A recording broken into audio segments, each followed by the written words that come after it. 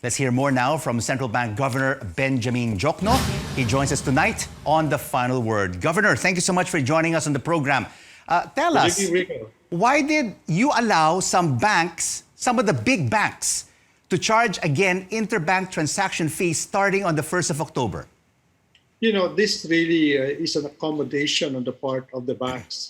During the pandemic, we said that I think they should waive the fees. And indeed, they did. They waived the fees.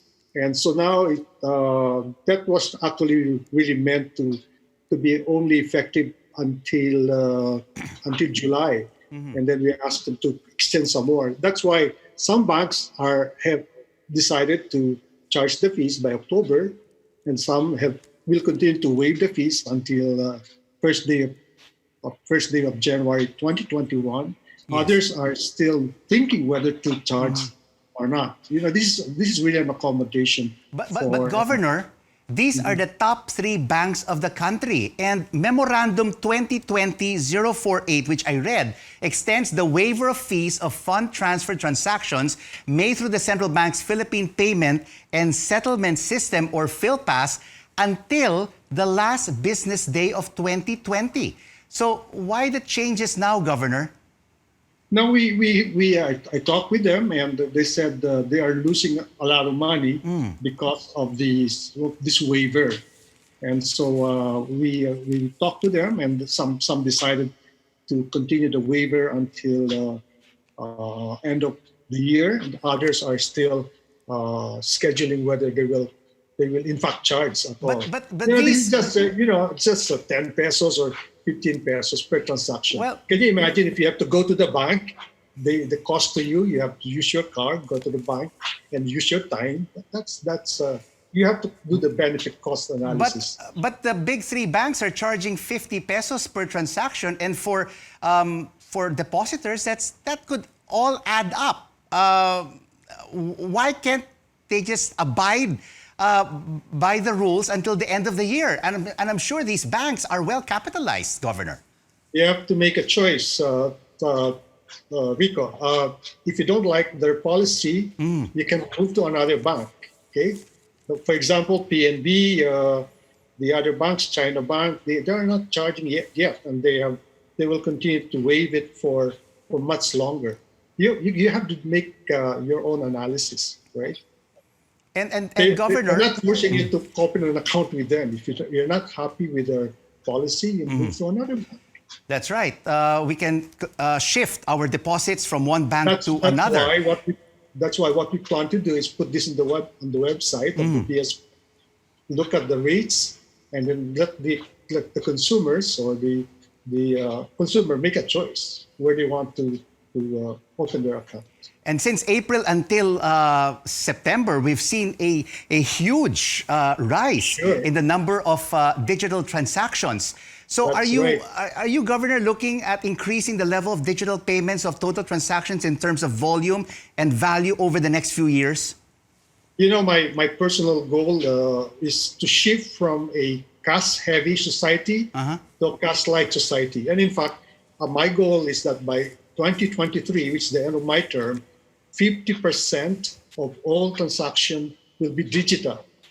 And in fact, because of what happened, because of the pandemic, I'm very optimistic that we'll achieve that goal maybe sometime before 2023, and definitely maybe around 2022. And Governor, shifting now to credit card interest rates, many credit card holders are indeed burdened by this public health crisis and the lockdowns. Many have lost their jobs and don't have any income to pay their credit card bills. Do you think this was a good meeting point of 24% per annum, 2% a month? Rico, remember the rates is about 3.5% before we instituted the reform. This is really meant for the consumers and the micro, small, and medium enterprises who are right now, as you said, are suffering from the high rates. And so the BSP, the Monetary Board, decided last a few weeks that we have to there's a law which says that the BSP has the authority to put a ceiling on credit card charges. And we use that. In fact, do you know that the rate used to go as high as 58% before we imposed this 24% ceiling? So and this is a ceiling. If they want to charge much lower, they're welcome. So it's on the lower end of the average of between 18 to 58%. And Governor, you were very aggressive in easing monetary policy at the beginning of this pandemic and the lockdowns. Are we starting to see this looser monetary policy, lower interest rates, starting to have an impact on jump-starting the economy? Definitely, because in any crisis, you really worry about liquidity. And because of our aggressive move, we cut the rate by 175 basis points within 5 months. That actually calmed the market, and in fact, the BSP is supposed to be one of the most aggressive in terms of cutting the rates. We also reduced the reserve requirement. That means we introduced something like 200 billion pesos into the system. So there's enough liquidity into the system. So, Governor, there's no panic on the part of the banks. Sorry to jump in, Governor. Briefly, before we let you go, can we expect more interest rate cuts before the end of the year? The BSP is always data dependent and evidence based. So we continue to look at the external and domestic developments. And we'll every time we meet, we look at those data and we make a decision on the basis of it.